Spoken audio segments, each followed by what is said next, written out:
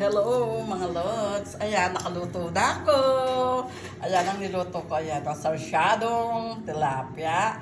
Langgonisa. Ayan, Bagong. langgonisa. At saka, Bagong ito sa tira namin atuka. kahapon to eh. Itong ano na siya? Yung baga na may na may labanos. Yan. Nakalimutan ko ang tawag Bopis. Bopis, ayun. And then, itong may talong. Ayun uli, may tilapia uli. At meron tayong Gigi, 2 piraso kasi may hindi kumakain dito ng tilapia. At saka okra.